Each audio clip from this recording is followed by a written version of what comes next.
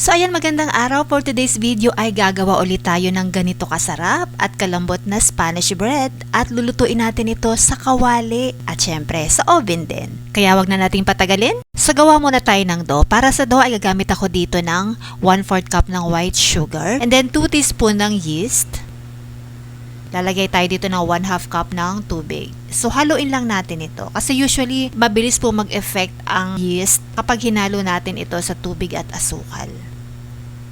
So, haluin lang natin ito.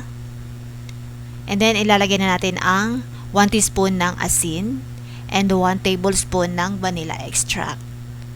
Okay, so haluin natin ito hanggang sa matunaw yung asukal at asin. And then, maglalagay tayo dito ng 1/4 cup ng margarine. So, kung wala kayong margarine, may lard kayo or may butter, pwedeng-pwede na po yan. And then, 1/4 kilo ng all-purpose flour or first class flour, mas maganda. So, haluin lang natin ito hanggang sa makabuo tayo ng malambot at magandang dough. Okay, so ngayon naman po ay mamasahin or ininid na natin ito. So, mayroon lang ako ditong extra na harina or flour para pang dust-dust natin habang nagmamasa para hindi masyadong madikit at malagkit ang ating masa. So, basahin nyo lang po ito ng ganito. Siguro mga 5 minutes. Depende sa pagmamasa nyo kung mabilis, edi mas maiksing oras. Hanggang sa ma-achieve natin yung ganito. So, hindi na siya gaanong madikit. And then, hindi na rin po siya napupunit yung ating dough. Pwedeng-pwede na to. And then, ikakat natin ito kung gaano kalaki ang gusto nyo. So, set aside muna natin ito at gagawa naman tayo ng palaman.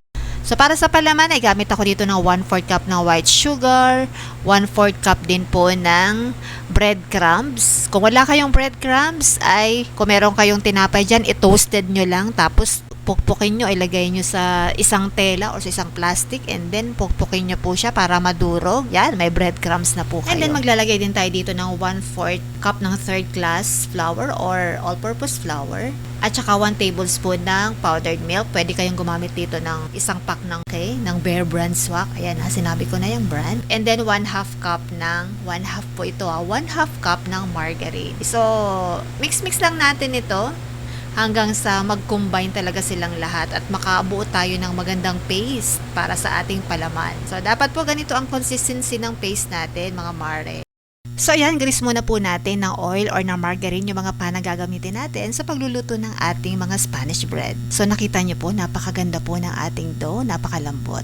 So, ito na nga, magpapalaman na po tayo. So, mga mare, ganito lang po ako magpalaman ng Spanish bread. Ayan, para sa akin po ito ang mas madali. Pero kung kayo, may sarili kayong technique, pwedeng pong gamitin ang technique nyo sa pagpapalaman. Kung gusto nyo pong magnegosyo ng ganito, so adjust nyo na lang po yung mga sangkap natin.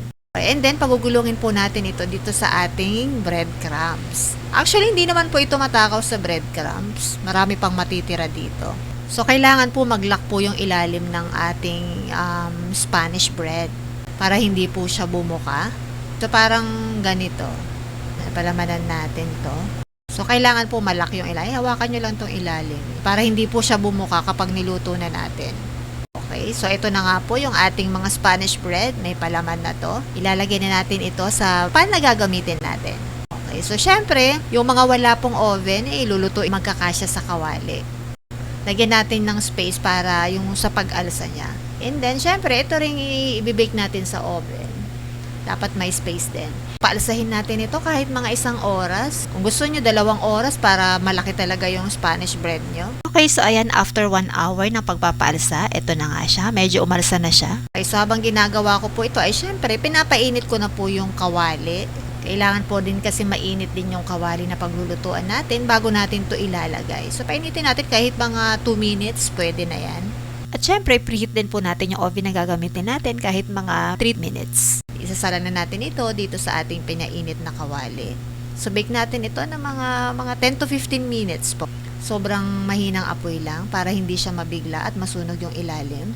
And then ito, ibibake natin ito sa ating 150 degrees Celsius ng 15 to 20 minutes. So, yan, automatic po mamatay po yung oven natin kapag na-reach na po yung specific time na sinet natin sa timer. So, ayan, luto na nga po ang ating Spanish bread na niluto sa kawali. At ito na ang ating Spanish bread. O, di ba napakalambot? At masarap. Kaya dapat alalay lang yung apoy para ganito po yung ilalim niya.